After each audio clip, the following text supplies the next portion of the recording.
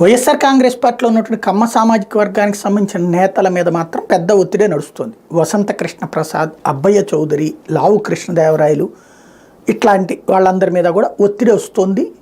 అటు కమ్మ సామాజిక వర్గం నుంచినే మీరు పొరపాటు కూడా చేయొద్దని ఒక్క కొడాలి నానిని మాత్రం వదిలేశారు, వల్లభనేని వంశీని వదిలేశారు. వాళ్ళు ఒక రకంగా కుల బహిష్కరణ వీళ్ళు చేసేశారు. ఈ తెలుగుదేశానికి అనుకూలంగా ఉండే కమ్మ కుల పెద్దలు వాళ్ళని కుల బహిష్కరణ చేసేసారు. కాబట్టి ఆయా ప్రాంతాలు వాళ్ళకి ఆ సామాజిక వర్గంలో పట్టు ఉంటుంది. బట్ అక్కడ కూడా ప్రెషర్ చేస్తున్నారు.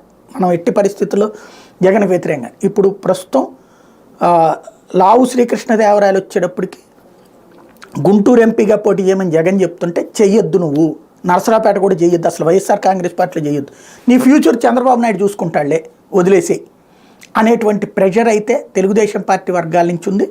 వాస్తవంగా అదే లావు శ్రీకృష్ణదేవరాయలు ఇదివరకు అమరావతి సమస్య పరిష్కారానికి సిద్ధపడితే అంతా రెడీ అయిపోయిన తర్వాత చివరి నిమిషంలో అడ్డుపడ్డటువంటిది అదే సామాజిక వర్గానికి సంబంధించి. అమరావతి చంద్రబాబు టైంలోనే బాగుపడాలి కానీ దానికి పరిష్కారం ఉండకూడదు అన్నటువంటి రూట్లో అప్పుడు చేసుకొచ్చారు. ఇప్పుడు లావు కృష్ణదేవరాయలని అయితే అటు ఈవెన్ తెలుగుదేశం అనుకూల మీడియా కూడా ఫోకస్డ్గా ఇప్పుడు కవరేజ్ ఇస్తుంది. మొన్నటిదాకా అసలు కవరేజ్ ఉండేది కాదు, ఇప్పుడు కవరేజ్ ఇస్తుంది. ఎందుకంటే నిన్న అన్న మాటలతో ఏదైతే నేను నరసరావుపేట నుంచి వద్దంటున్నారు, వాళ్ళ ఈక్వేషన్స్ వాళ్ళకున్నాయి, నా లెక్క నాకుంది అని చెప్పారు. కాబట్టి దెన్ తనని రెచ్చగొట్టే ప్రయత్నం ప్రారంభమైంది. ఏం జరుగుద్దో చూడాలి.